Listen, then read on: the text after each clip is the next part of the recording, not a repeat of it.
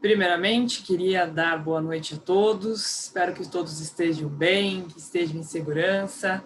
Quero agradecer mais uma vez o suporte dessa diretoria fantástica que hoje está sendo representada aqui pelo nosso querido Dr. Paulo Braga, nosso secretário-geral. Quero agradecer às meninas da administração, a Andresa, a Bia, a Carol, a Miriam, que sem elas a gente não conseguiria fazer esses eventos todos, ter o registro aqui. A gente sabe que essas questões são bastante burocráticas para a gente conseguir estar aqui, então quero agradecê-las profundamente. Quero agradecer também a doutora Valéria, que é presidente da Comissão Especial de Privacidade e Proteção de Dados, o doutor Carlos Alberto, que é presidente da Comissão de Direito Civil, por terem aceitado essa parceria da realização desse evento hoje. Tenho certeza que vai ser um evento muito rico, mas mais do que isso, essas parcerias são ótimas e elas vêm para acrescentar para todos nós. Então, já deixo aqui o meu agradecimento também a vocês por estarem aqui.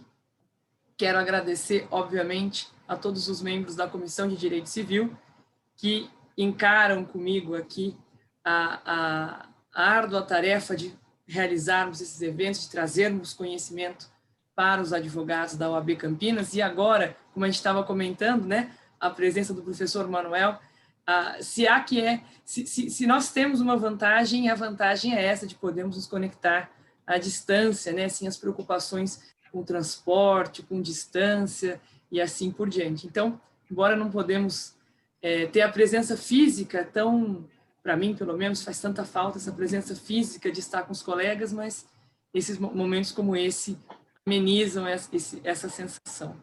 Então, eu quero agradecer, por fim, a presença de todos vocês que estão aqui nos assistindo, que têm acompanhado os nossos eventos, dizer que é uma enorme satisfação tê-los conosco. Quero dar um aviso também que haverá emissão de certificados. Daqui a pouquinho, as meninas aqui da administração da OAB mandam para vocês a forma, como é que vocês fazem para ter acesso a esse certificado. E antes de eu apresentar formalmente o doutor Eduardo e agradecê-lo, eu vou passar a palavra para o doutor Paulo Braga, que é o nosso secretário-geral da OAB, para que fale algumas palavras, e depois, em seguida, já passo a palavra para a doutora Valéria e para o doutor Carlos, e aí sim eu apresento o doutor Eduardo e nós iniciamos o nosso evento. Doutor Paulo, a palavra é toda sua. Poxa. Bom, boa noite a todos e a todas. Muito obrigado, Mariana, pela palavra, pela oportunidade. Eu gostaria, em seu nome e também em nome da querida amiga Valéria, cumprimentar todas as advogadas, as valorosas advogadas aqui da nossa subseção e os queridos advogados, amigos, faço um cumprimento em nome do meu querido amigo Carlos Alberto Casanova, um amigo muito querido. E eu queria aproveitar a oportunidade, professor Eduardo, para primeiro lhe dar as boas-vindas, e faço isso em nome da diretoria, em nome do presidente Daniel, da Luciana, do Cláudio e do Ivan, e dizer o seguinte, professor Eduardo, a Mariana e a sua comissão, como também o Carlos Casanova e a Valéria, eles têm feito um trabalho primoroso. Eu não canso de dizer isso, viu, Carlos e Mariana e Valéria? Aliás, não sou eu. Na verdade, não sou eu que digo. São os advogados, né? Eu acho que lá no grupo, os advogados que às vezes nos escrevem, nos ligam.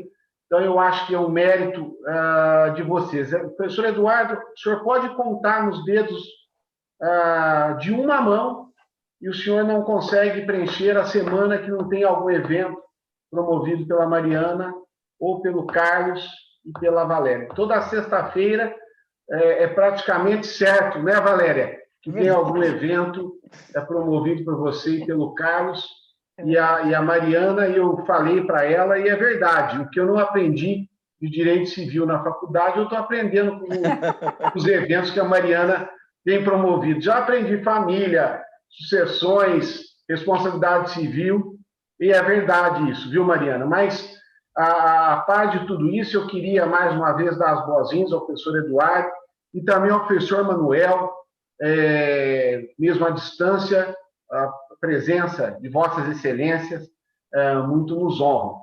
E pedir licença, professor Eduardo, precisaria ouvi-lo para aprender, mas eu, às segundas-feiras, também às quartas, eu tenho aula às 19 horas, né?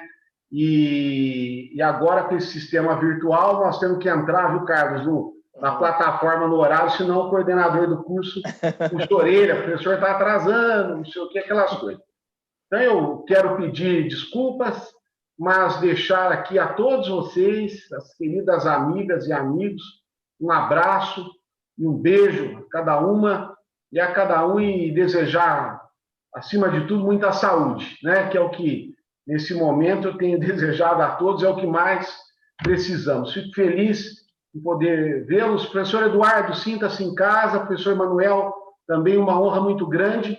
E em breve, certamente, estaremos todos juntos. Porque, afinal, Valéria, nada substitui o cafezinho, o abraço, esse calor humano, né, Mariana? Nada. Tem as comodidades, mas certamente é muito melhor quando estamos todos juntos. Muito obrigado, viu, Mariana, pela oportunidade. Uma boa semana também a todos e a todas. Eu é que agradeço, Paulo. Obrigada. Doutora Valéria, pode falar suas palavras, depois do doutor Carlos. Eu não vou tomar muito tempo. Eu queria agradecer à diretoria, reiterar os agradecimentos da querida Mariana, a diretoria que nos dá, de uma certa forma, as comissões deveriam dar apoio, a gente recebe apoio da diretoria, né? E aí a gente acaba devolvendo esse apoio em forma de trabalho com bastante carinho, bastante amor. Agradecer às meninas que estão por trás dos bastidores da OAB, que sem elas realmente os eventos não aconteceriam, né? E por fim, ainda agradecer você, né, Mariana, por ter essa iniciativa boa, bacana, de fazer uma aliança, de fazer aliança entre as comissões. Isso é fantástico, né? Ninguém precisa de... Todos podemos ter um pouco de luz ao mesmo tempo, juntos, né? E a gente trocar figurinhas. Então, muito obrigada pelo convite, obrigada pela iniciativa de integrar a mim como a presidente da Comissão de Privacidade, que o tema me interessa muito, como o Braga falou, o mestre Braga já falou, a gente aprende mesmo, tenho estudado muito sobre esse tema e tenho certeza que hoje eu vou agregar muito valor aos meus conhecimentos. E passo a palavra para o doutor Carlos. Obrigado, Valéria. Obrigado, doutora Mariana, também pelo convite feito à comissão. A doutora Mariana falou Direito Civil, mas ela é presidente de Direito Civil e eu sou presidente da Comissão de Direito Digital, né? Já fui da Comissão de Processo Civil, mas estou na Comissão de Direito Digital, né? E também estou aqui, não vou tomar muito tempo do doutor Eduardo também, porque nós estamos aqui ansiosos para ouvi-lo, né? E agradecer, viu, Mariana, essa sua iniciativa também em agregar as comissões com assuntos que são relevantes a todos nós. Parabenizar a diretoria da OAB Campinas por todo o apoio, por todo o incentivo na pessoa desses queridos amigos mesmo, que são os diretores, além de colegas advogados, são queridos amigos e amiga, né, a Luciana. Então é só agradecimento mesmo e tenho certeza que o doutor Eduardo vai nos brindar com uma palestra maravilhosa e que vai trazer muito conhecimento e agregar muito valor ao nosso aprendizado diário. Obrigado, viu, pessoal? E vamos aproveitar aí a noite. Doutor Carlos, desculpe, eu estou tão no Direito Civil, já chamei o senhor para participar da minha comissão, tá vendo? Já te coloquei na minha comissão. Obrigado, viu, Mariana? Doutor Eduardo, quero agradecê-lo mais uma vez por estar aqui, por dividir um pouquinho do seu tempo e do seu conhecimento conosco. Para aqueles que não sabem, o doutor Eduardo ele tem um grupo de estudos voltado para essa temática lá na USP, então eu só posso agradecê-lo por estar aqui, por topar a nossa temática, vazamento de dados e indenização na esfera civil, que é uma junção, né, de todas essas temáticas tão importantes e tão relevantes que estão aí diariamente nos trazendo cada dia mais reflexões, cada dia mais situações que teremos como operadores do direito que enfrentar. Então, sem mais delongas, vou apresentar o doutor Eduardo, não que eu precisasse de alguma apresentação, doutor Eduardo, mas apenas por formalidade da nossa palestra. O doutor Eduardo é bacharel em Direito pela USP, doutor em Direito Civil pela USP, mestre em História Social também pela USP, livre docente em Direito Civil pela USP, advogado, consultor jurídico em São Paulo, autor de obras e presidente da Comissão Startup da subseção da Lapa. Doutor Eduardo, a palavra é toda sua, seja muito bem-vindo à OAB. Espero que essa pandemia acabe logo e que a gente possa receber o senhor presencialmente aqui para tomar o nosso famoso café, né, Valéria? A palavra é toda sua, doutor Eduardo. Muito bem, muito obrigado, né? Boa noite a todas, boa noite a todos. Eu quero agradecer o convite que me foi feito para participar deste encontro aqui da OAB, subseção de Campinas. E antes de até mesmo agradecer nominalmente, eu quero dizer que eu realmente me sinto em casa, né? Pelo fato de que tenho tantas amigas e tantos amigos aí, e estou muito feliz porque não é que somente está sendo uma palestra ou uma conferência, mas eu estou vendo aqui pelo chat quantos amigos, quantas amigas vieram aqui neste momento, né, trocar essas ideias aqui comigo. Então, estou muito contente. Por essa razão, eu realmente me sinto em casa. E agora sim, agradecendo nominalmente, né, quero fazer em primeiro lugar ao Dr. Paulo Braga, que está representando na diretoria da OAB de Campinas, que é no caso o secretário-geral. Muito obrigado por essa oportunidade que a OAB me concede, e faço então também os agradecimentos em nome aqui da nossa subseção da Lapa, né, em nome do Dr. Luiz Rogério Barros, que é o nosso presidente aqui da OAB São Paulo, subseção Lapa. Quero agradecer à doutora Mariana Baroni, que me fez o convite tão honroso para participar aqui nessa noite deste evento. E também quero cumprimentar o doutor Carlos Alberto Casanova Campos, que é o presidente da Comissão de Direito Digital, né, cunhado de um amigo meu, doutor Fábio Henrique Falcone Garcia, colega de sala, né, por 4 anos, é um brilhante magistrado aqui do nosso Tribunal de Justiça, então uma grande alegria, né, ter essa coincidência. Quero cumprimentar também a doutora Valéria Reane,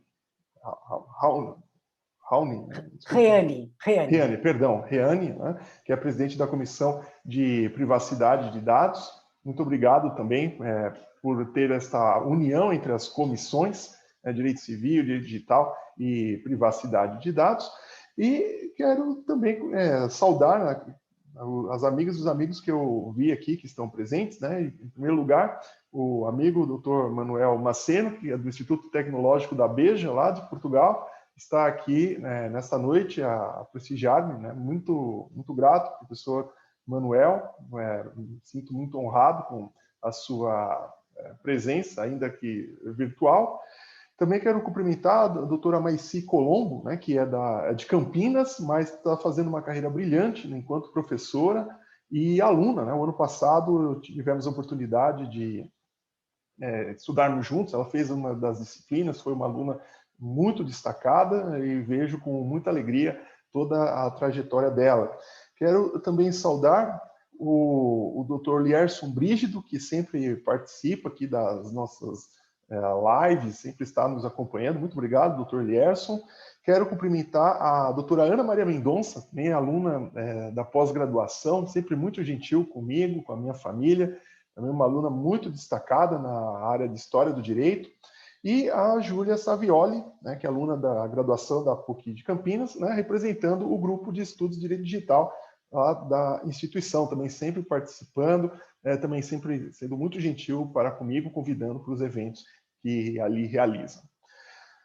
Dito isso, né, dá para ver que realmente eu me sinto muito em casa, porque veja só, né, quantas pessoas eu conheço, fora as que infelizmente eu não vi aqui no chat, né, mas imagino que possam estar. Foi mencionado o café, desde já eu aceito, e por ter tantos amigos aí em Campinas, de fato, né, não vejo a hora de poder ir com calma né? Nada impediria de ir, né? Mas seria um encontro muito rápido, à distância, né? Mas eu não vejo a hora de realmente voltar até ver o meu orientando, né? Que é o professor José Eduardo Martins, professor de Direito Civil da PUC de Campinas. Estou devendo uma visita para ele já há um bom tempo, né? E visitar as amigas e os amigos que moram nessa cidade. Tá? Então, vamos passar então agora a palestra, né? Porque afinal não vim aqui somente para a gente se ver, né? Mas para a gente trocar algumas ideias a respeito desse assunto que é realmente muito importante no nosso país, que é sobre vazamento de dados e responsabilidade civil. Na minha opinião, assim, enquanto estudioso da Lei Geral de Proteção de Dados, eu vou começar a palestra fazendo uma inversão de ordem, né? Porque, em geral, nós deveríamos deixar a conclusão para o final. Mas eu queria colocar como premissa da minha exposição a conclusão que eu cheguei sobre esse assunto aqui no nosso país. É que o tema de vazamento de dados é o principal assunto relacionado à própria LGPD, né? Eu vejo que se dá muito destaque a outras partes da lei, sem dúvida, né? Mas acho que se deve a talvez um encantamento com o assunto, mas o ponto central está realmente no vazamento de dados, porque é aí que a gente sente os efeitos. Né? Tendo em vista que eu acredito particularmente que nós estamos passando por uma revolução em relação a essa era digital e agora temos mais um salto qualitativo decorrente da pandemia de coronavírus, que nos obriga a ficar mais tempo online e, consequentemente, mais dados são coletados, a maior possibilidade de tratamento de dados.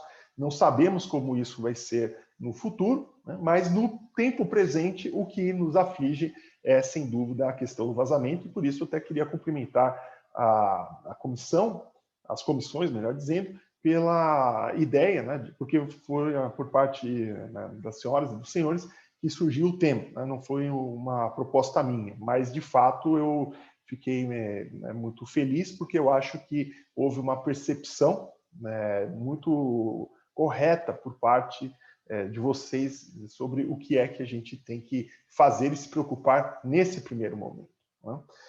Claro que quando pensamos num vazamento de dados, nós teremos um problema relacionado à privacidade. Né? E privacidade na acepção original da palavra, né? Por conta de que foi um direito que se formou a partir do século XIX, decorrente das transformações da própria sociedade moderna à época, né? Que era uma sociedade que estava no século XIX, passando por algumas inovações tecnológicas e também pela modificação da esfera pública. Né? Nós tínhamos um tipo de esfera pública, né, que estava relacionado aos cafés, né? Então isso é muito importante. Né? Por que a gente gosta de tomar o café? Ou vocês me convidaram para tomar um café, ou por que não vocês virem a minha cafeteria, que é o Tomás Café, né? Que é uma cafeteria que existe só nos corações das pessoas, né? Mas é muito famosa, né? Os alunos adoram ir lá, idealmente. Né? Mas esse ambiente, né, do cafezinho realmente era o ambiente, era o que se constituía como esfera pública, essa esfera de debate no século XVIII. Né? E no século XIX, essa esfera pública passou para a imprensa, né? Ou seja, os jornais cresceram, houve a facilitação da circulação das ideias pelos meios impressos, né? E também decorrência das liberdades públicas, né? Que haviam se consolidado, né? A própria liberdade de manifestação do pensamento, liberdade de imprensa. A gente vê aqui no Brasil mesmo, no século XIX, essas situações, as dificuldades que existiram até mesmo no começo do século XIX em relação ao Líbero Badaró, né, que foi assassinado aqui em São Paulo, perto lá da Faculdade de Direito, por isso temos a rua Líbero Badaró, por essas discordâncias em relação aos jornalistas. Né?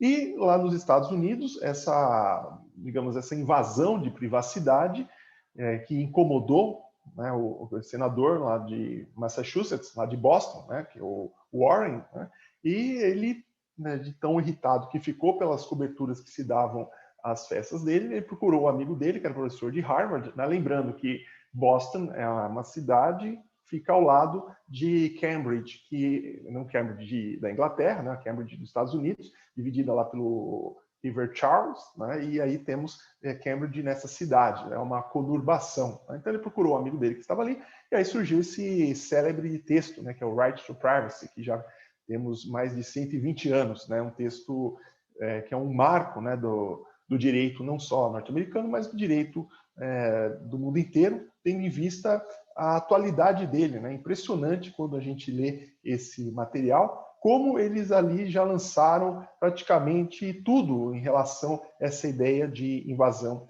de privacidade. Né? E esse problema, né, relacionado a essas interferências, né, que prejudicavam a situação de você estar sozinho, né, foram se ampliando, né, com o uso das tecnologias usadas pelos jornalistas, né, o paparazzo, né, aí as teleobjetivos, aquela perseguição, né, a Jackie Kennedy, né, também protestou muito pelas invasões que ela sofria, e a própria Lady Di, né, agora com o falecimento do então sogro dela, né, que é o Duque de Edinburgh, veio à tona, né, vendo ali os príncipes, crianças, né, ou como a família real lidou com aquela situação, né, em que para conseguir ter um pouco de privacidade, para conseguir ficar a sós, ainda que no espaço público, era praticamente impossível e resultou naquela tragédia lá no túnel de l'Alma, em Paris, né, lá perto da Torre Eiffel. Né? E também essa ideia, né, esse direito de estar sozinho, né, foi se transmutando para outros tipos de proteção das liberdades públicas, né, como uma liberdade de consciência. Né, isso foi bastante usado nos Estados Unidos, né, para que as pessoas pudessem exercer os seus direitos civis. Né. E com o advento da internet, né, nós temos, claro, a possibilidade da invasão ou de uma invasão de privacidade, mas, por outro lado, a internet possibilitou o oposto, né? Esta evasão de privacidade decorrente do uso excessivo da rede e das redes sociais, que nos estimulam cada vez mais a nos mostrarem. Até também foi falado, né, que com as redes sociais nós nos localizamos, nós nos conhecemos, nós vamos ampliando as possibilidades de interação. Né? Às vezes conhecemos pelas redes sociais pessoas que nunca vimos na vida, mas temos um relacionamento, um contato, sobretudo, por exemplo, aqui que eu tenho as redes sociais apenas para uso profissional, né, para divulgar os meus trabalhos. Então, os meus amigos, digamos, da rede, são os amigos da área jurídica, né? São aquelas pessoas que estão interessadas em acompanhar, saber dos eventos que tenham realizado, artigos que tenham publicado, livros, etc. Né? Mas isso faz justamente que a gente se exponha, né? E é gostoso. Acho que as redes sociais conseguiram muito bem, né? Isso a gente sabe, conseguiram que a gente ficasse cada vez mais entusiasmado, né, a permanecer e, consequentemente, a revelar dados sobre nós mesmos. Né? E as consequências todo mundo já sabe. Né? Só que em relação a este ponto, que é o tema da nossa conversa, né, nós temos uma aproximação entre o direito civil com o direito penal. Né? No nosso direito, tenho que fazer menção ao professor Paulo José da Costa Júnior, e foi professor titular aqui da Universidade de São Paulo e também da Universidade de Roma. Ele era professor das duas universidades. Quiçá hoje talvez não mais, né, mas era o jurista brasileiro mais conhecido na Itália, né, porque ele era, de fato, ele conseguiu chegar à cátedra, né, na Universidade de Roma. E escreveu aquela obra, né, nos anos 70, Tutela Penal da Intimidade, que é um livro pequeno, baseado no texto, sobretudo, do Warren Brandeis e também nas ideias já trazidas por Adriano de Cupris. Né? Ele fez, na verdade, uma transposição do conteúdo geral debatido no direito civil para o direito penal. E já defendia a situação do crime de invasão de sistemas informáticos, mas dentro da tecnologia da época. Né? Então, nesse ponto, ele estava muito antenado nas transformações que estavam por acontecer. E no nosso país, em 2012, nós tivemos a elaboração, né, de uma lei penal sobre crimes digitais, ou seja, sobre invasão de sistema informático, que modificou o Código Penal e acabou recebendo o nome de Lei Carolina Dickmann, porque naquela ocasião ela foi vítima, né, de vazamento de dados, que no caso eram nudes, né, que estavam no computador dela. Né? Ela tirou fotografias, deixou no computador e mandou para assistência técnica. Né? E, enfim, praticamente ela facilitou, enfim, deixou muito fácil que ocorresse essa violação, né, da sua intimidade. Né? Mas, por causa desse fato, acabou recebendo este nome. Né? E também por causa de escândalos relacionados à espionagem, né? Porque a espionagem também tem essa ideia de invadir esse espaço, né, de privacidade das pessoas.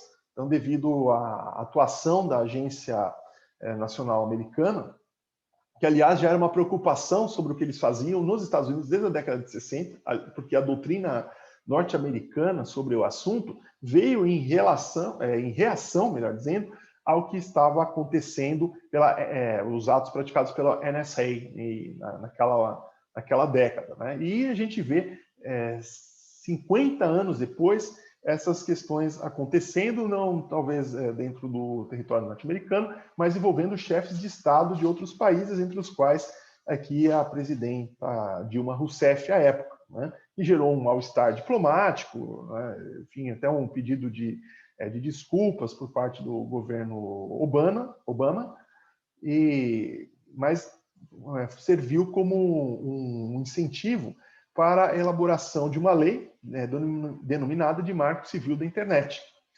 E esta lei declarava direitos dos usuários da internet, entre os quais a privacidade, e procurava também possibilitar a localização daquela pessoa que cometesse um ato ilícito na rede. Né? Porque quando foi aberta, pelo menos até o ano 2000, se falava muito, a internet é terra de ninguém, não há lei aplicável à internet, não há o que ser feito. Né? Mas, sem dúvida, a gente aplica o próprio direito, tendo em vista que quem está atrás do computador é uma pessoa e esta apenas usa o meio informático para o cometimento de crimes.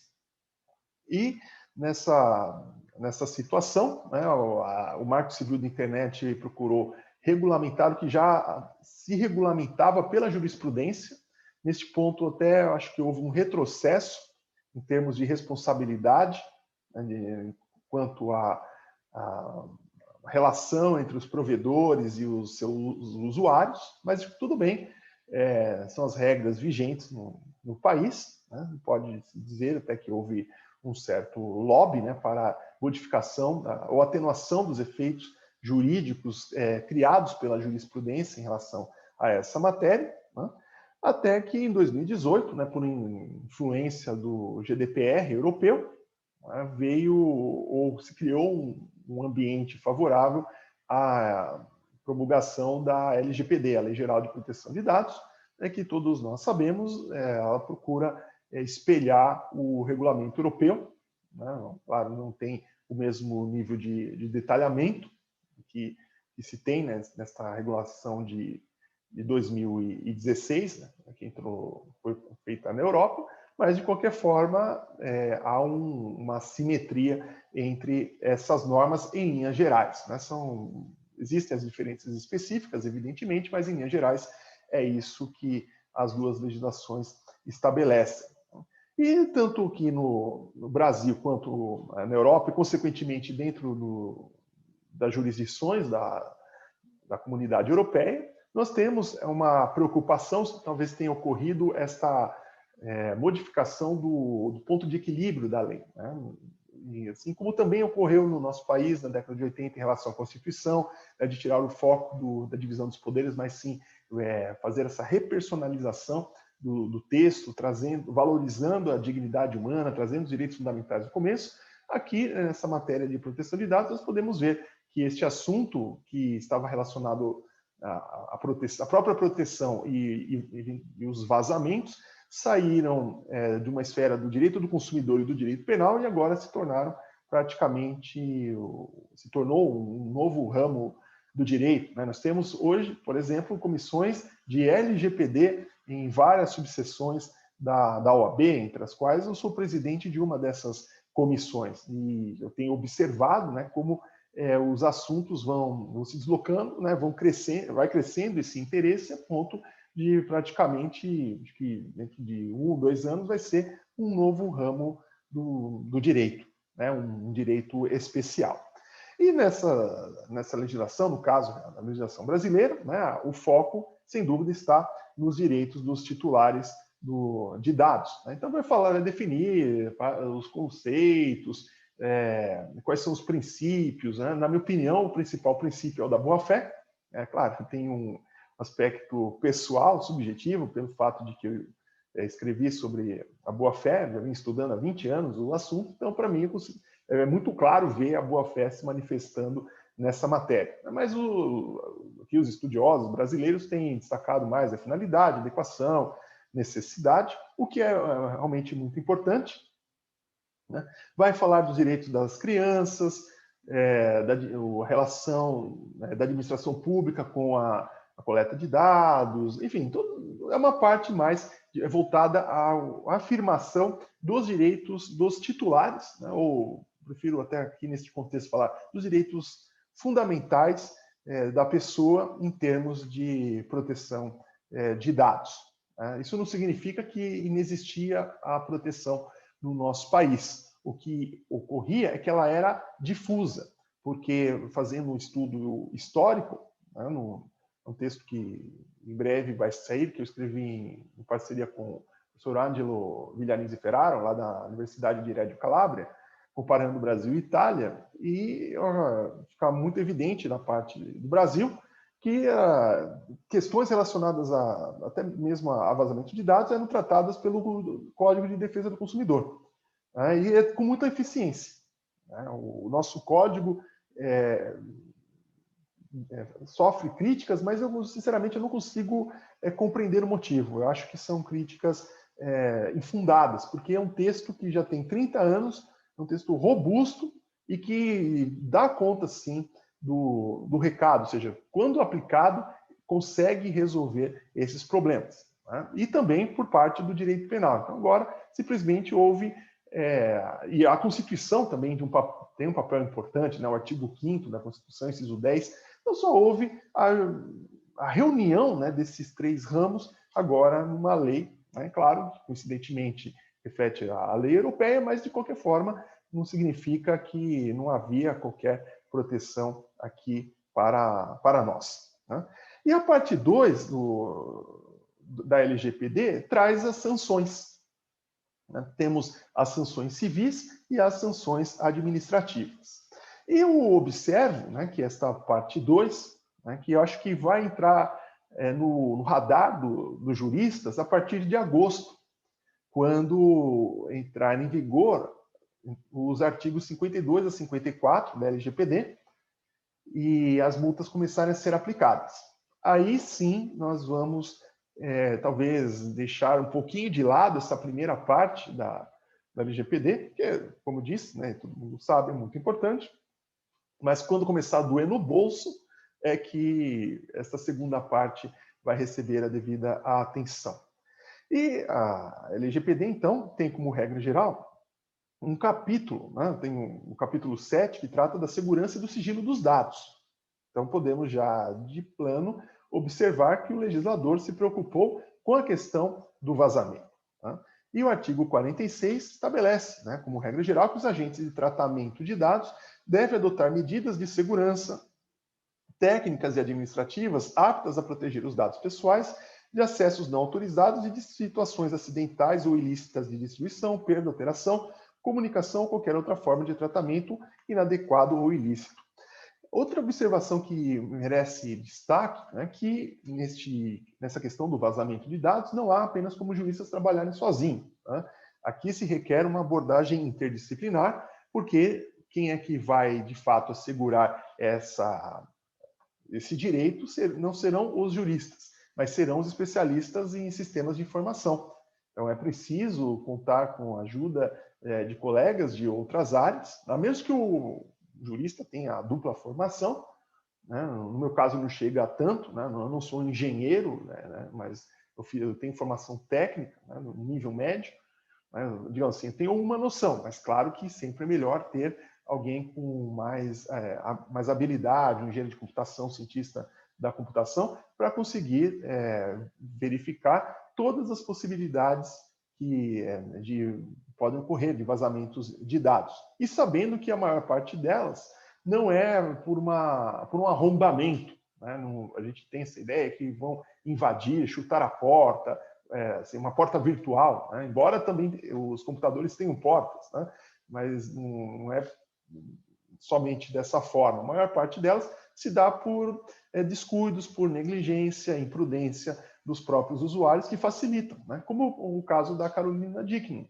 Né? Se ela tinha fotos íntimas do computador e manda para assistência técnica, aquele computador com as fotos dentro, sendo ela uma artista famosíssima no Brasil, simplesmente ela facilitou demais. Não significa que se deveriam vazar as fotos, evidentemente.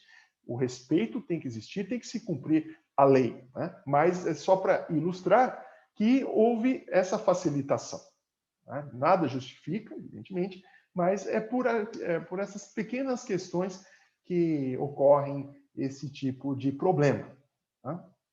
Até curiosamente, num curso que eu ministrei sobre privacidade de dados em relação à telesaúde, uma senhora que participou, imagino que seja uma senhora que participou do curso, né, e falou que queria entrar em contato comigo para tirar umas dúvidas técnicas. Aí a organização passou o contato e falou: então, eu quero usar o Internet Banking, que medidas eu devo tomar? Veja, ela perguntou para mim, eu falei: por uma questão dessas, primeira coisa, a senhora digite o endereço do banco, né? Não vai clicar no link. Segundo, né, escolha uma senha segura. E terceiro, coloque um antivírus. Basicamente, a senhora já estará devidamente protegida. Mas o que me chamou a atenção é talvez o grau de desconhecimento das pessoas sobre quais medidas devem ser tomadas, né?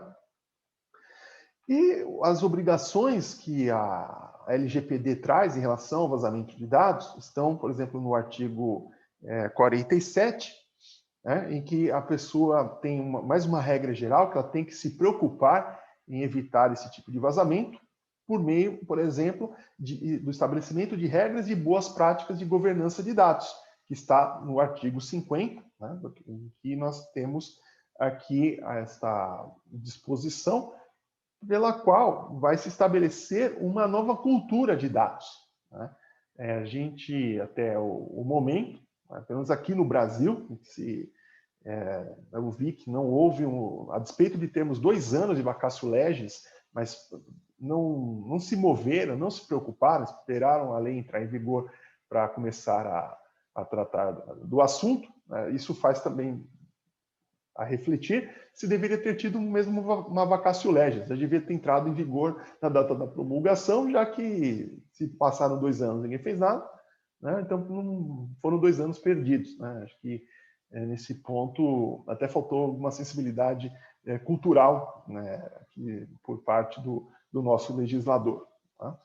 Mas, de qualquer forma, né, essas regras de boas práticas de governança vão estabelecer essa cultura, dizendo como é que, por exemplo, numa empresa, os operadores de dados, ou seja, os funcionários devem se portar. E não é somente com dados digitais, mas com dados em suportes mecânicos, ou uma folha de papel. Você tem que fragmentar. Até houve escândalos, né, de uma loja que embrulhou presentes em currículos.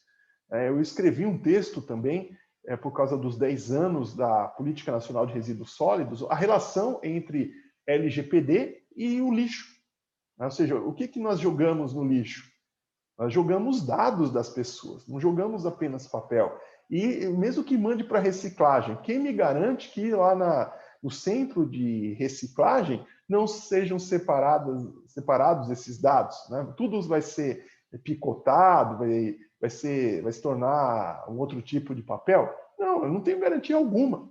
Né? Por isso, por uma questão simples, já se observa que podem haver vazamentos de dados com papéis deixados na mesa, papéis jogados no lixo e assim por diante. Mas claro que o que chama mais atenção corresponde aos dados digitais, porque eles são armazenados com muita facilidade em computadores, né?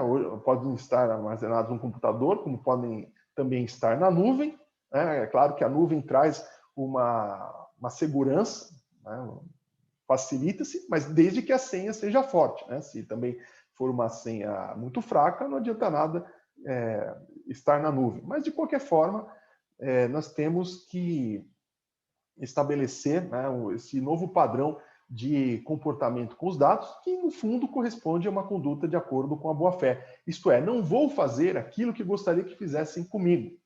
Não vou, por exemplo, aí tem a ver com a ideia de finalidade, necessidade e adequação dos dados. Ou seja, por que eu vou coletar dados que eu não vou usar? Mas a partir do momento que eu os coletei, eu gerei o risco de, ao tê-los comigo, ocorrer uma invasão e, por esse motivo, ter o vazamento de dados. Ou seja, eu nem precisava daquilo, mas eu gerei, fiz com que um dano pudesse vir a acontecer.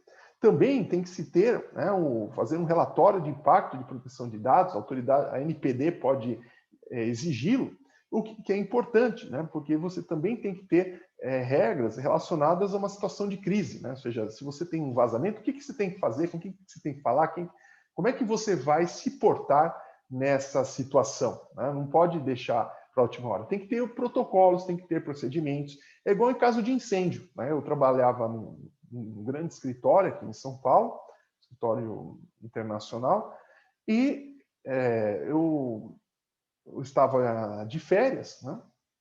E aí eu liguei a televisão à época, isso foi em 2003, né? Incêndio na Avenida Paulista. No que eu olho era o edifício. E aí depois, quando eu voltei, eu procurei saber o que aconteceu. E eu era brigadista de incêndio, ou seja, entre os funcionários do andar, eles selecionavam algumas pessoas para, no momento do desastre, né, que pudessem organizar. Então, por exemplo, eu era o serra-fila, isto é, a minha função era até arriscada, porque talvez no incêndio... Aí também, na reunião, passei o que aconteceu numa simulação de incêndio, e talvez, se fosse real, eu poderia ter morrido. Por quê? Pelo fato de que eu ser o serra-fila, né, eu tinha que olhar se alguém tinha ficado para trás. E isso me sobrecarregava. Então, eu sugeri que fossem designados mais pessoas para fazer este trabalho de tirar as pessoas. Ou seja, um sai, que é o que puxava a fila, né, porque ao sair, provoca aquele comportamento de manada, então as pessoas começam a ir atrás, e tem os que vão passando, conferindo, para ver se alguém está com dificuldades. Tá? Mas veja, isso requer o quê? Um treino, requer uma situação, um planejamento. E quando eu vi o incêndio ali pela televisão do prédio em que eu trabalhava, quando eu voltei, eu descobri que, pelo fato de nós termos ali um treinamento, ter os brigadistas, ou seja, funcionários, assim, era advogado, outro trabalhava no outro andar, sei lá o que fazia, mas pelo treinamento que foi feito, pegou fogo no ar-condicionado, conseguiu se debelar com facilidade, conseguiu se controlar o incêndio, que deu tempo dos bombeiros chegarem e encerrarem. Então, os danos ficaram relacionados apenas a meio andar do prédio. Então, veja, a importância que se tem de cumprir o que a LGPD estabelece, de ter um planejamento. E também a questão da comunicação do incidente de segurança, né, que também envolve, né, a questão do problema acontecendo, ou seja, o vazamento ocorreu, o que você tem que fazer para mitigar os danos, que também decorre da boa-fé. Existe o duty to mitigate the loss, Aliás, é a dissertação de mestrado do meu orientando, o professor José Eduardo Martins, aí da PUC de Campinas. Né? Ou seja, decorre de um dever de cooperação fundado na boa-fé, e como é que nós vamos evitar o aumento, né, do mal causado. Né?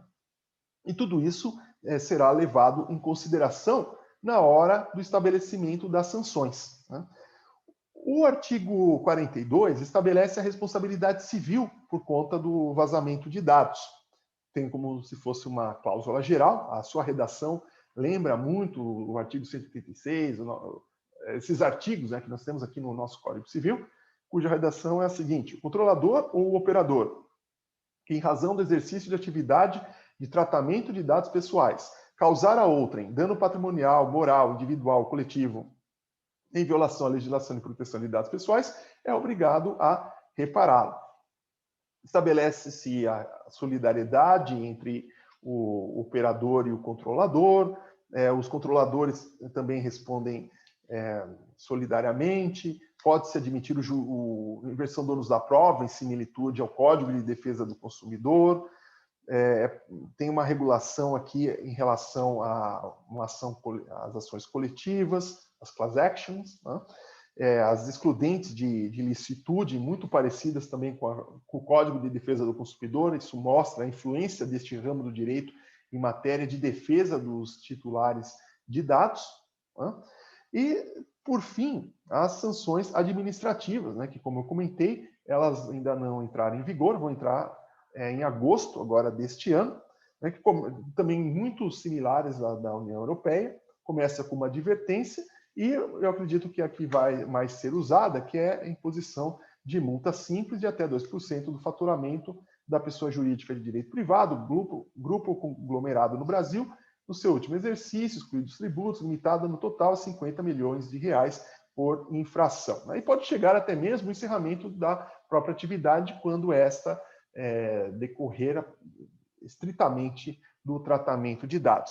E, curiosamente, se leva em consideração, na hora de apuração, será levado em consideração, na hora de fixação do valor da multa, a gravidade e natureza das infrações e a boa-fé do infrator, a vantagem oferida, condição econômica, reincidência, grau de dano, cooperação, veja, mais um exemplo da boa-fé, adoção de boas práticas de governança, a adoção reiterada e demonstrada de mecanismos e procedimentos internos capazes de minimizar o dano, a pronta adoção de medidas corretivas e a proporcionalidade entre gravidade da falta e intensidade da sanção.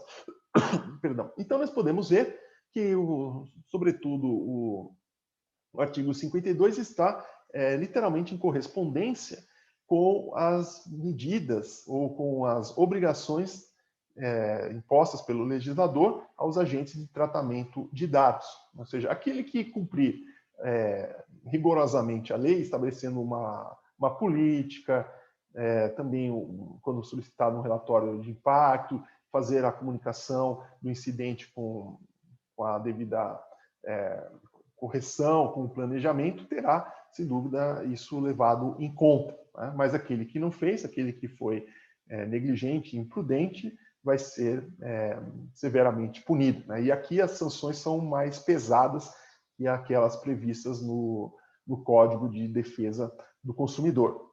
O que também ainda merece destaque é o que se tem falado, assim, a responsabilidade trazida pela LGPD, no caso do artigo 42, seria uma responsabilidade objetiva, porque o tratamento de dados corresponderia a uma atividade de risco.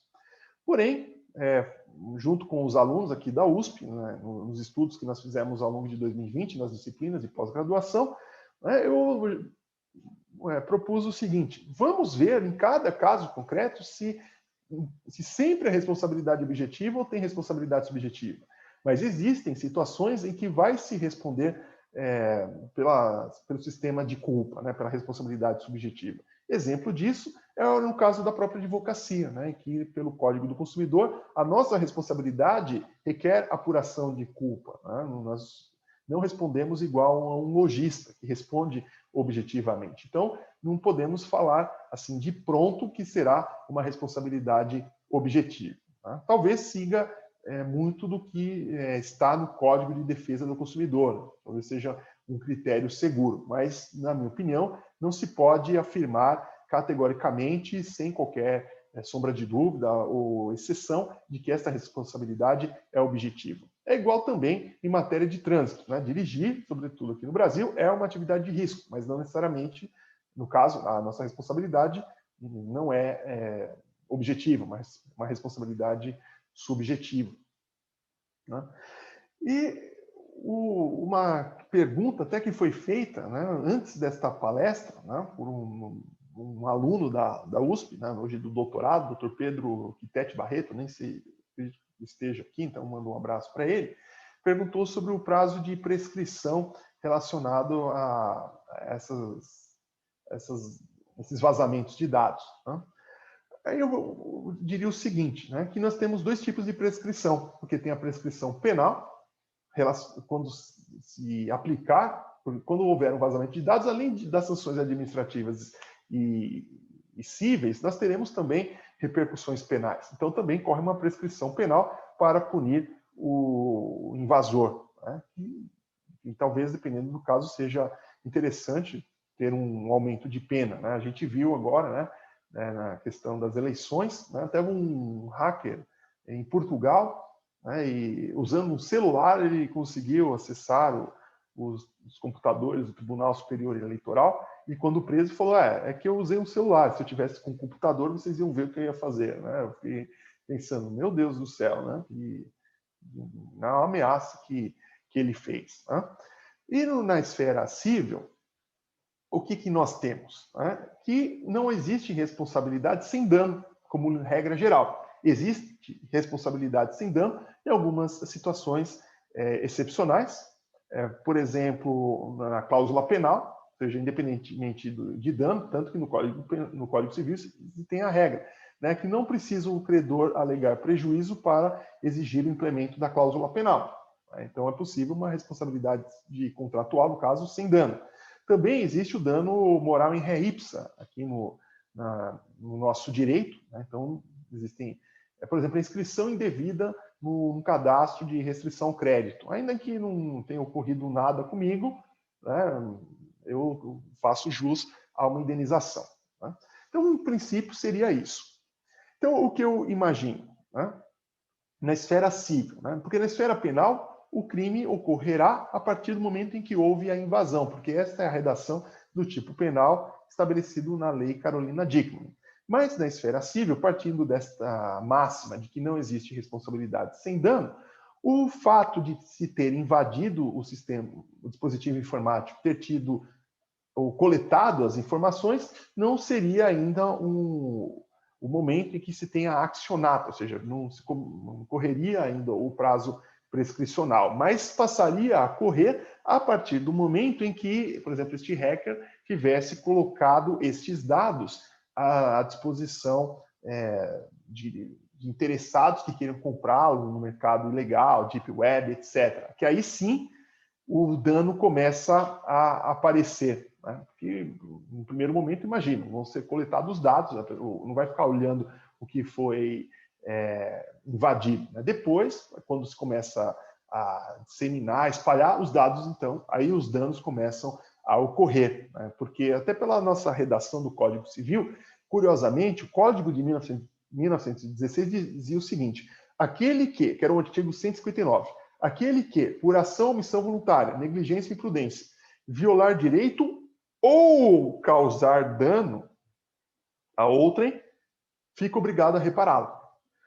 No nosso código, que é o artigo 186, tem-se o seguinte, aquele que, por ação ou omissão voluntária, negligência ou imprudência, violar direito e causar dano a outrem, vírgula, ainda que exclusivamente moral, vírgula, comete ato ilícito. E aí o 927 diz, aquele que tiver cometido um ato ilícito fica obrigado a reparar o dano. Tá? Então, essa mudança de ou para e também é um indicativo de que não basta apenas violar o direito, mas tem que ter uma causação do dano, né? Então, se fosse ou, eu poderia até imaginar que o mero acesso ao dispositivo informático já seria a violação do direito. Aí já correria o prazo prescricional. correria o prazo prescricional. Mas como pelo nosso sistema seria violar direito e causar dano, aí eu acredito que seria por meio, a partir do momento em que esses dados começam a ser usados.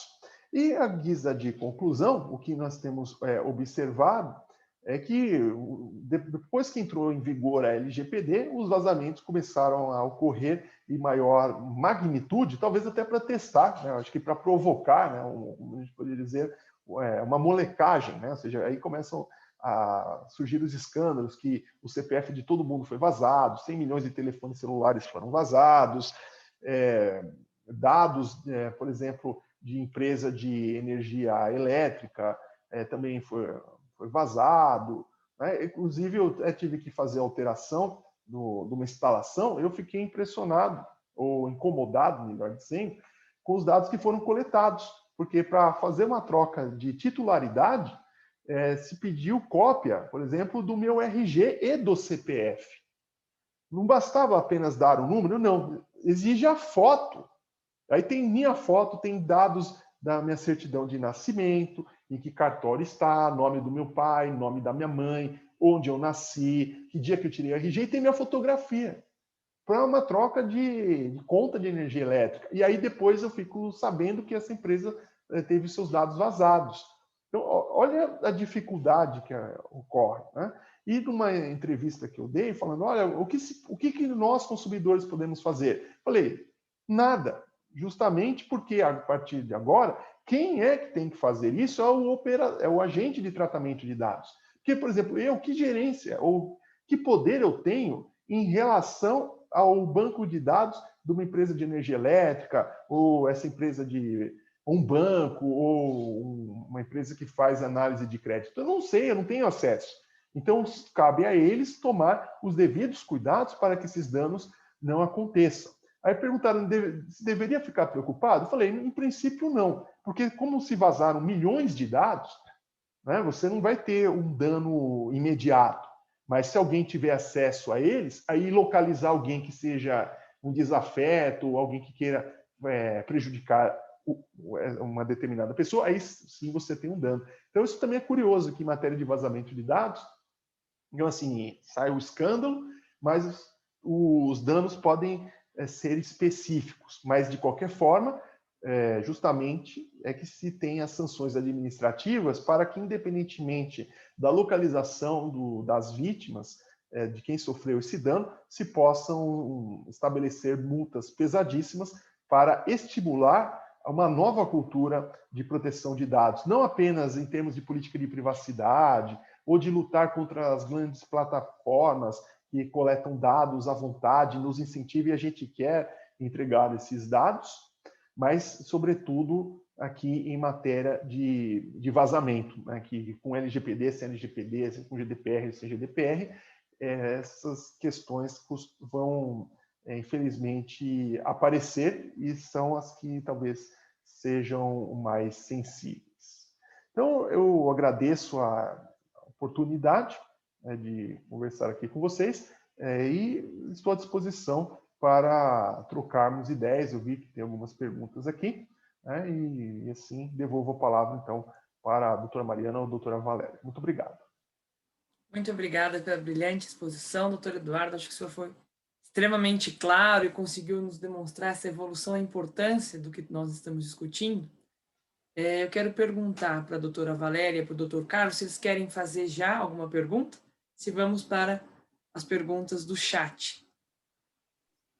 Mariana, eu queria fazer um comentário, não quero tomar muito tempo, eu acho que quero dar preferência para as perguntas mesmo, mas eu queria parabenizar o professor pela excelente exposição, abordando vários tópicos, inclusive chegando até em itens que eu já tinha separado, eu estudei, tenho estudado esse assunto, estudei hoje para a sua aula, digamos assim, mas duas coisas, antes de fazer algumas pontuações que eu mesma tenho dúvidas, duas coisas me chamaram muita atenção no que o professor falou, e como eu disse no começo, a gente, toda vez que a gente faz um evento desses, ou algum bate-papo, a gente aprende, né? O professor falou que dentre os princípios, o mais importante para ele é o da boa-fé.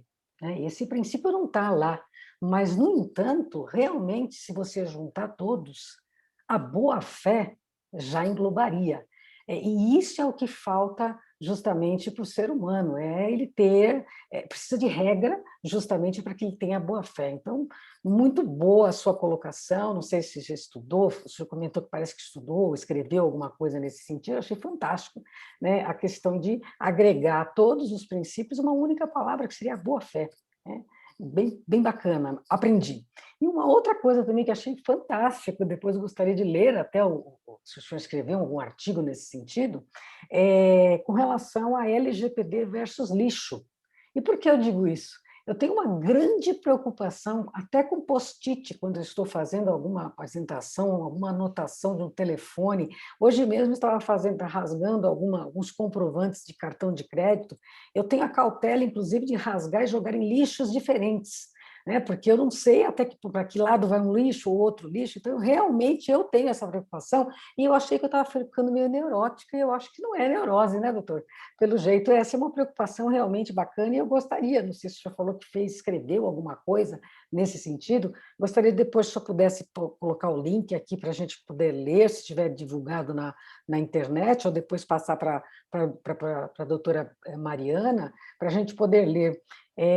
Agora, só com relação a alguns pontos, eu gostaria que o senhor falasse alguma coisa com relação à responsabilidade do empregador, responsabilidade civil do empregador, né, com relação aos seus colaboradores, que, em geral, a gente tem visto que tanto o operador como o controlador encarregado podem ser até partes colaboradores da própria empresa. O próprio tribunal tem noticiado encarregados juízes, isso tem dado muita discussão, né, porque o próprio juiz pode ser futuramente um julgador de uma ação de vazamento. Queria que o senhor tocasse qual a sua opinião nesse sentido, e com relação também a algo que o professor tocou, que me chama bastante a atenção, que seria justamente a responsabilidade em ré ipsa, que recentemente, em novembro de 2020, o Supremo Tribunal de Justiça, ao julgar uma decisão, ao fazer uma decisão, ele argumentou que o dano moral em ré ipsa só quando ocorre um dano presumido, ou seja, que independe de indícios ou provas. Então, nesse caso, o próprio vazamento poderia ser uma comprovação, né, do dano moral em ré ipsa. Então, seriam esses comentários que eu teria para fazer. Agradecer muito a sua brilhante apresentação e ouvir só o que mais eu posso ter de aprender consigo.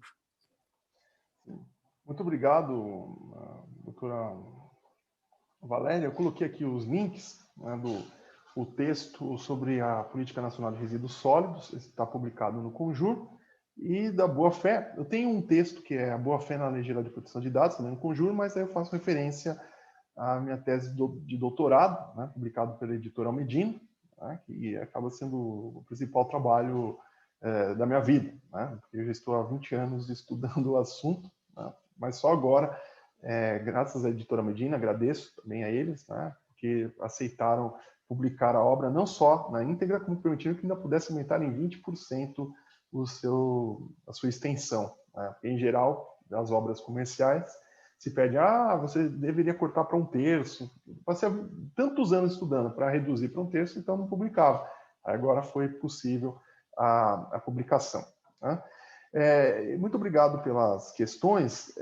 Uma delas que é sobre a questão dos empregados, né? Curiosamente, estou a escrever sobre esse assunto, né? Está aqui, estava antes daqui da palestra, né? Estava terminando de redigir uns comentários à LGPD do ponto de vista trabalhista, né? Que, aliás, eu tenho sido bastante, não diria bastante, mas tenho sido procurado para comentar, para falar sobre esse assunto, já dizendo que, olha, eu sou civilista, não sou advogado trabalhista, não me sinto tão confortável aqui em relação a vocês, né, que sabem muito mais do que eu, mas existe, sem dúvida, uma interface muito grande entre essas matérias, né, porque, claro, a relação de trabalho é regida por um contrato, Isso não exigiria, em princípio, consentimento, mas o trabalhador é uma pessoa e, enquanto tal,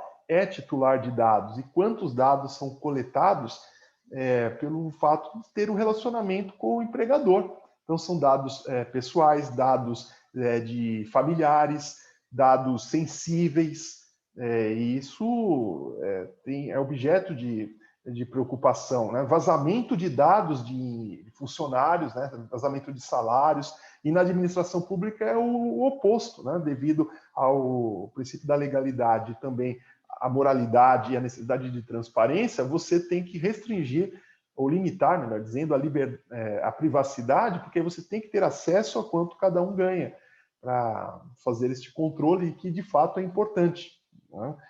Então tem uma série de questões, ou por exemplo, compartilhamento de dados de empregados com empresas que queiram fazer parcerias, né? Olha, me passe os dados de todos os seus funcionários, os empregados, melhor dizendo, né? Porque o funcionário é do setor público, é porque nós queremos vender um produto, nós queremos oferecer uma linha de crédito, oferecer sei lá o quê, né? Então, não se pode fazer isso, aí teria que ter o consentimento, porque isso não decorre do cumprimento do contrato de trabalho, né? Então, haverá uma série de questões também relacionadas à responsabilidade. Por exemplo, o empregado é a figura que vai se encaixar como operador de dados pessoais em relação aos clientes de determinado empregador, né? E se houver um vazamento causado por ele vai ter que responder também, né? Isso é muito importante, né? Acho que eu tenho procurado destacar, olha, não pense que se você fizer alguma coisa de errado, que é o seu empregador que vai responder. Não, você também pode vir a ser chamado para ter que indenizar, né? E em relação ao dano em ré ipsa, né? Eu acho que vai depender muito da jurisprudência, né? Porque tem situações em que nós observamos, por exemplo, em matéria de transporte aéreo, que oscila, né? Ora é dano em ré ipsa, agora não é mais, atrasos no aeroporto, fechamento, atrasos porque a aeronave quebrou ou porque o aeroporto fechou por condições climáticas. E tem alguns outros temas em que a gente pensar, não tem nada a ver pensar em dano em ré ipsa, então eu acho que vamos precisar, eu não me sentiria seguro para afirmar, eu preferiria esperar o andamento da jurisprudência para se poder compreender como é que isso ocorre, né? E tem uma terceira questão relacionada ao Poder Judiciário, que é sobre ser encarregado de proteção de dados, né? Quem que vai ser, ou quem é o controlador também, né? Parece que o tribunal, eu não tenho exatamente certeza, mas parece que os operadores do direito, em geral, estão criticando o fato de juízes serem indicados como encarregados, vez que eles mesmos poderão ser os próprios julgadores de algum processo relacionado a vazamento de dados ou alguma solicitação em função disso. Então, gostaria de saber a sua opinião a respeito. Entendi. É que eu imagino que, claro, que o juiz que vai ser designado como um encarregado, né, ele vai ser um encarregado do tribunal, né? Assim, não faria sentido que cada vara ou cada fórum tivesse um encarregado, até porque, como o sistema é unificado, por exemplo, aqui em São Paulo, nós temos o ESAG, outra justiça tem o PJE, etc. Como é que eu fico me imaginando, enquanto magistrado, que gerência eu tenho, como é que eu posso impedir, controlar ou supervisionar o processo? Eu não tenho como fazer. Ali o juiz é o tão operador quanto o advogado e o serventuário da justiça. Então, e como o sistema é único, então teria que ter uma pessoa, talvez um juiz designado, muito próximo à assessoria da presidência, como nós temos, né, para exercer essa função. Embora nem precisa ser seja necessário um juiz, pode ser apenas um funcionário, um serventuário de carreira, numa função muito elevada, que atue junto, por exemplo, à presidência, ao órgão especial do tribunal, né? Não precisa ser um magistrado, né? Então, eu acredito que, por exemplo, não há como o juiz ser controlador, nem encarregado. E, claro, essa pessoa sendo encarregado, o juiz ou qualquer outro funcionário, gosta de algumas garantias, que também terão que ser mais bem regulamentadas pela Autoridade Nacional de Proteção de Dados, porque uma relação que se faz seria muito parecido com o membro da CIPA, né, que goza de algumas prerrogativas, estabilidades, justamente para apontar esse problema. Porque, aliás, o que o membro da CIPA faz? Comissão Interna de Prevenção de Acidentes. Ele faz o quê? Um trabalho similar ao do DPO em relação aos dados pessoais, só que ali em relação a acidentes de trabalho. Então, essa pessoa precisa ter essa garantia, então o DPO vai ter que ter essa garantia. E participando de eventos da Justiça do Trabalho, isso foi discutido. Que assim, quando chegar casos envolvendo sei lá, DPO dispensado, que talvez tenha que assegurar a estabilidade, né, para que ele possa ter liberdade de exercer a sua função. E, do contrário, como é que ele, empregado, vai questionar o empregador? Coisa que aconteceu comigo enquanto brigadista, porque no escritório que eu trabalhava tinha uma sócia e começou a zombar de mim. Aí eu era advogado muito novo, mas eu falei, enquanto nós estivermos trabalhando, você é minha chefe superior e eu sou seu funcionário, eu acato, ou seja, eu tenho que baixar a cabeça, digamos assim, né? Sem seguir o que você tem a dizer. Mas enquanto brigadista, aí eu falei, quem manda sou eu e você vai me seguir. E aí ela teve que engolir essa, né? Porque de fato eu falei, isso aqui é para a sua vida, para a sua segurança. E depois, quando eu estava de férias, o prédio pegou fogo, eu falei, tá vendo a importância do trabalho? Na hora que sua vida está em risco, não adianta nada você ter hierarquia, pensar que você é melhor ou pior. Está todo mundo igual, todo mundo tem que se salvar, então você tem que seguir as regras. Então, dessa forma, até na União Europeia, é melhor, porque lá não se tem DPO para tudo. Aqui não fala nada, até um boteco, um bar da esquina, tem que ter um DPO, porque eu armazeno dados das pessoas, dados de consumo, dados, sei lá, uma caderneta de fiado. Aquilo já é um armazenamento de dados, eu vou ter um DPO. Eu vi uma reportagem que voltaram a usar cadernetas de fiado, né, alguns mercados, por causa da dificuldade. Né? Não faz sentido isso. Né?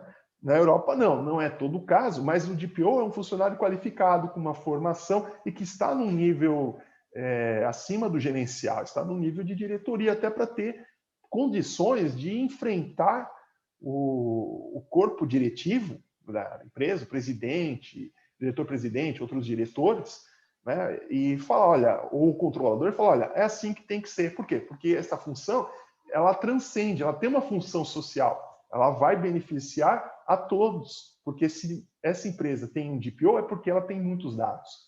Então, o risco é muito grande, daí a preocupação. Acho que nesse ponto a União Europeia acertou e o Brasil errou. Acho que, não diria que errou intencionalmente, acho que não perceberam essa lacuna aqui no nosso direito.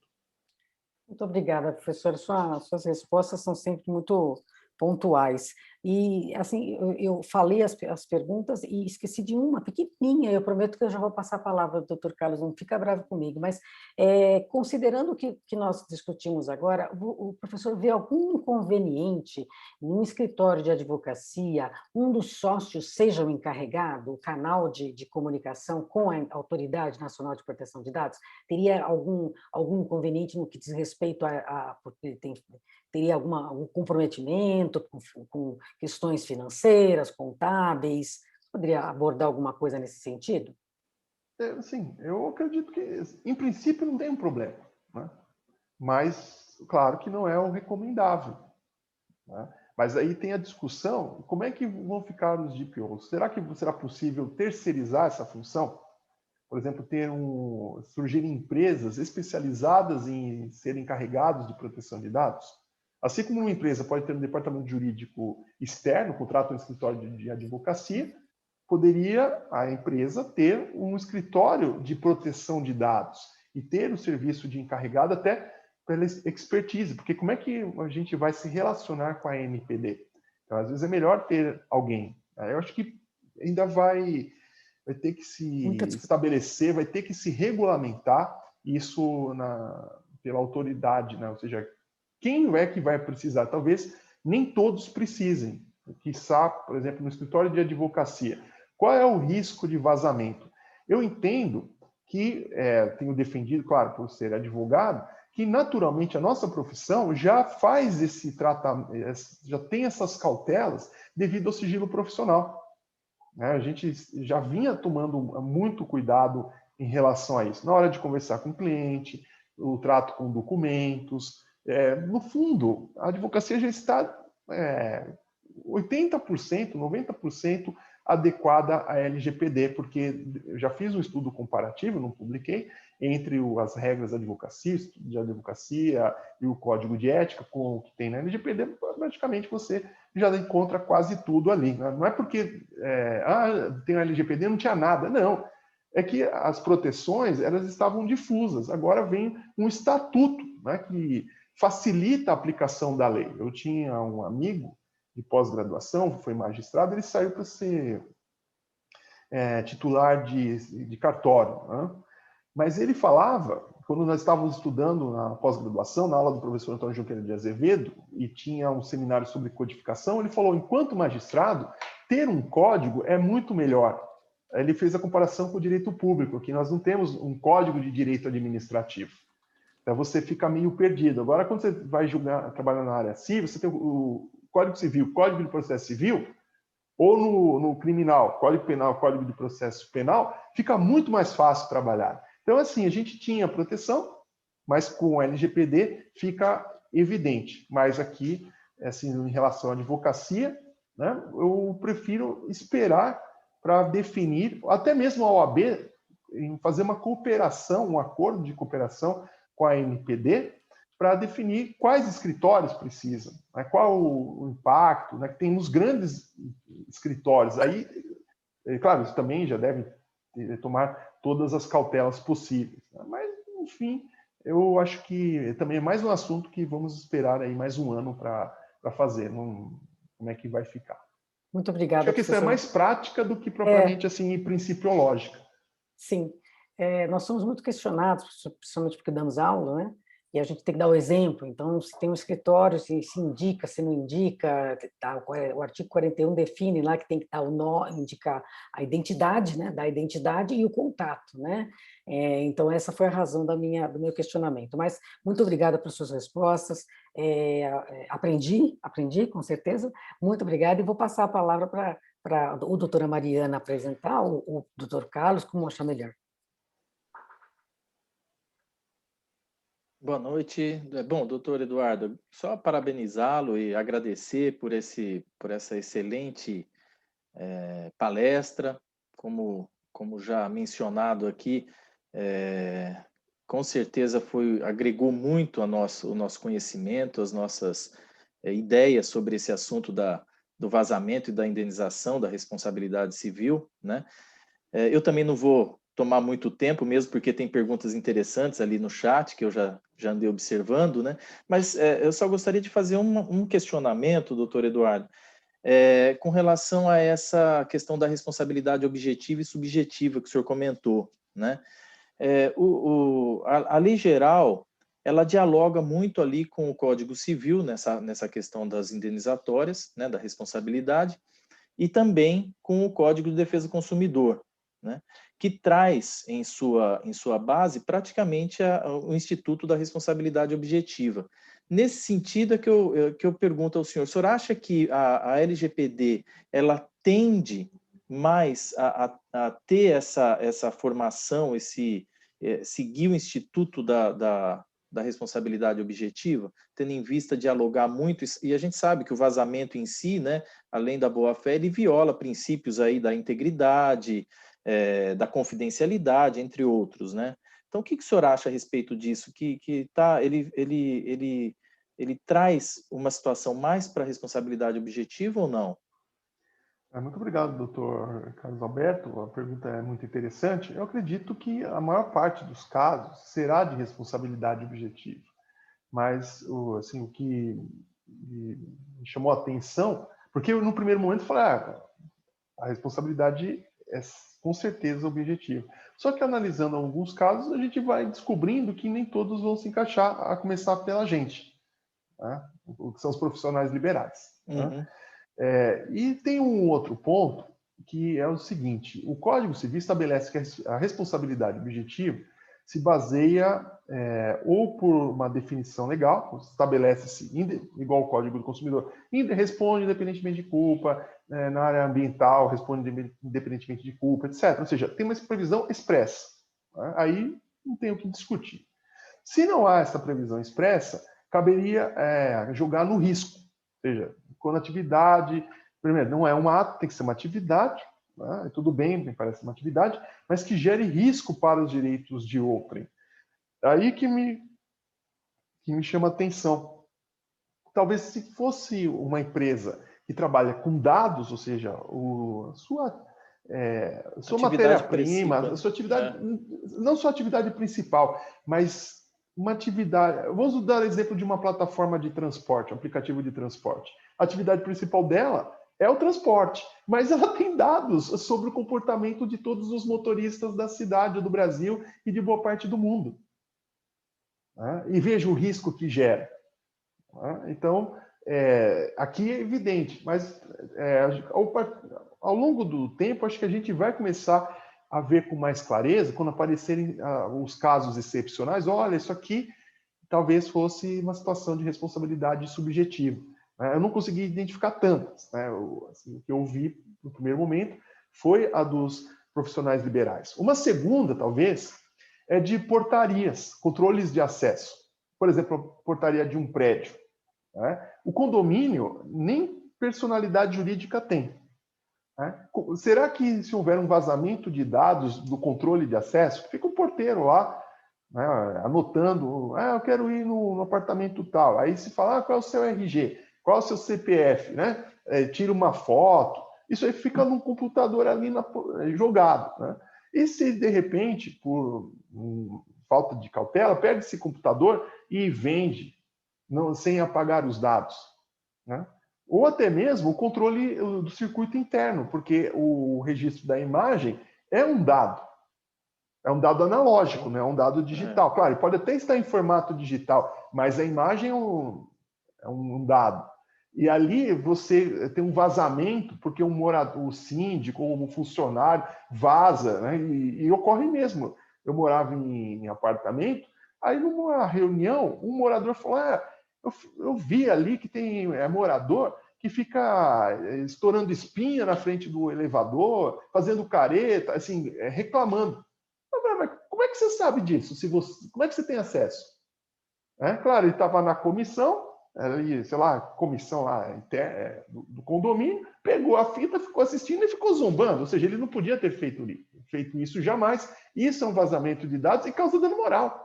Porque se ele pega o trecho e põe aqui num aplicativo, isso faz mais de 10 anos, nem tinha WhatsApp, mas pega e solta no WhatsApp, isso viraliza e aí?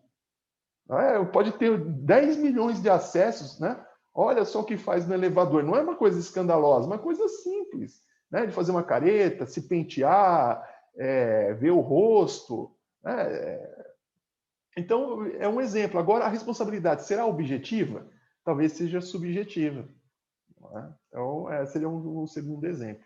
Eu só queria, pelo menos, assim, deixar como mensagem, não cravar que a responsabilidade é objetiva. Que se tenha o cuidado de ver no caso concreto. Exatamente. Obrigado, doutor Eduardo. Mais uma vez agradeço a Mariana também e a Valéria que ombrearam comigo aqui. Obrigado, viu? Temos tempo para mais 2 perguntas do chat? Sim.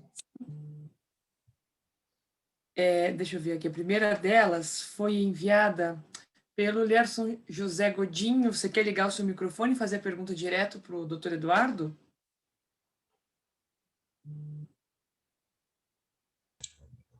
Oi, boa noite. Boa noite. Boa noite, Lerson. Tudo bem? Tudo bem. Grande professor. Deixa eu dar um tchauzinho aqui pela janela, porque a gente é quase vizinho. Né? Agora estamos pertinho. Não, eu só coloquei aqui que eu concordo com você que o maior problema que a gente tem é o vazamento de dados.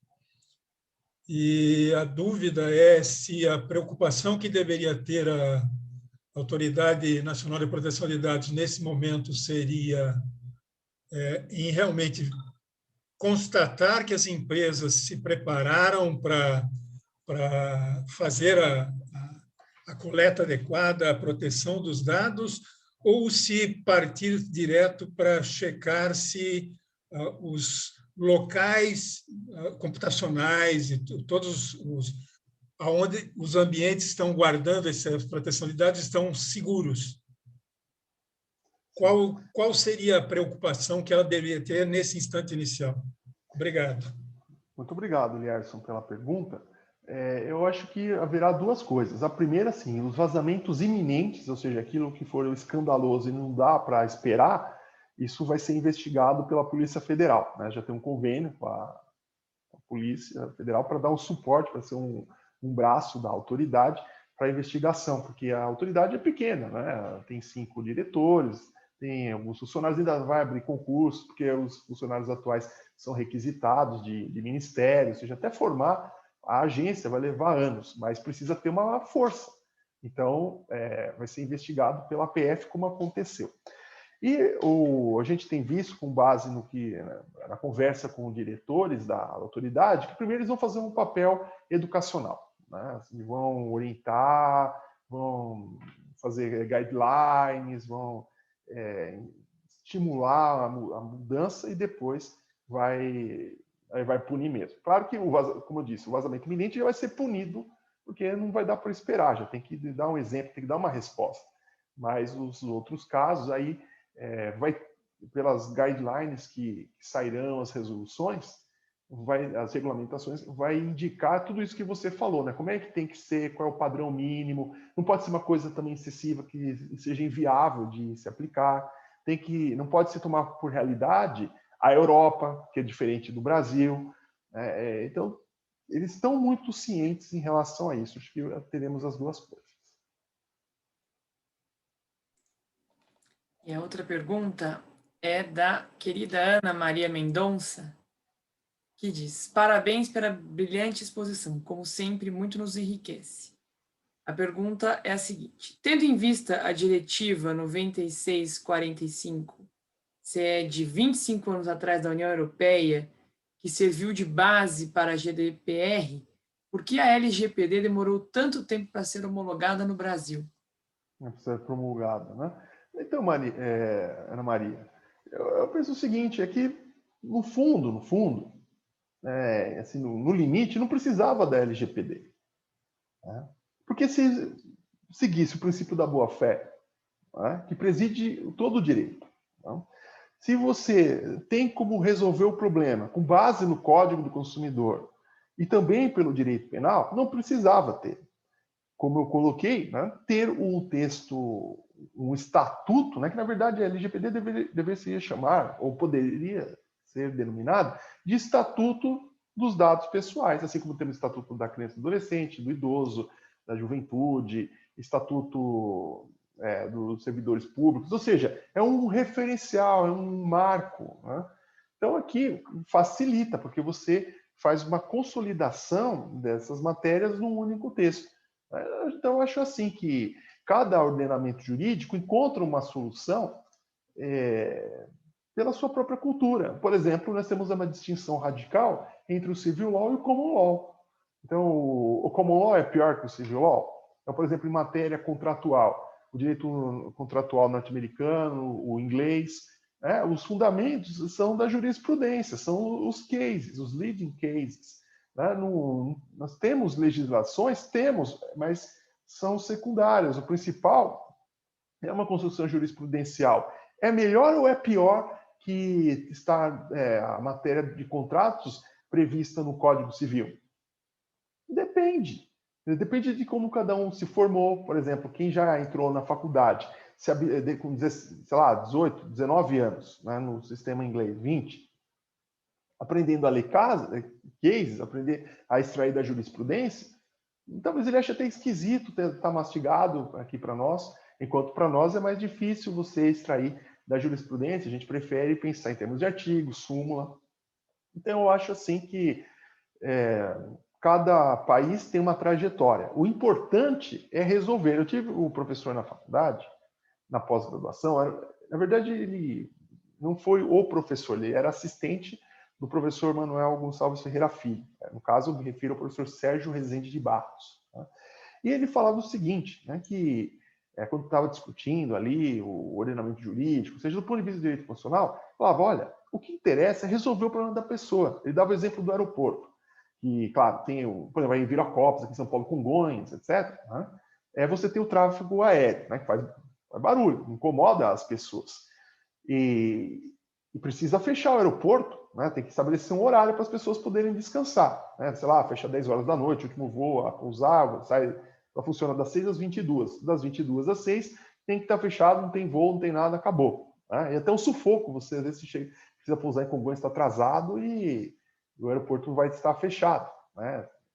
E é justo que os moradores possam descansar. E ele falava, o que interessa para o morador é se é uma portaria da ANAC, se é uma lei, se é um decreto, se é a Constituição, se é o Código Brasileiro de Aeronáutica. O morador não quer saber. Ele quer descansar. Então, se tiver uma portaria da ANAC falando que o aeroporto não pode operar tal hora, acabou. Então, é mais ou menos isso. Resolvendo o problema, como a gente resolvia, tudo bem. Agora, tem o LGPD, facilita, mas não é uma conditio sine qua non. Então, eu acho que não há assim, o Brasil não tinha proteção e agora tem. Não, tinha. O que mudou foi a forma. É igual a gente ter uma casa, uma roupa. Você troca de casa, você troca de roupa. Mas não significa que você morava na rua ou andava nu o tempo todo. Né? É mais ou menos isso. Muito obrigada. Vou encerrar, então, a participação de todos. Eu agradeço mais uma vez, doutor Eduardo, pela claríssima e brilhante exposição, por ceder seu tempo e seu conhecimento para nós. E gostaria que aqueles que pudessem, que desejarem, ligassem suas câmeras para a gente fazer a nossa foto oficial do evento, antes de encerrarmos formalmente. E dá o ok do consentimento, né, Mariana? Verdade. Bem lembrado, Valério.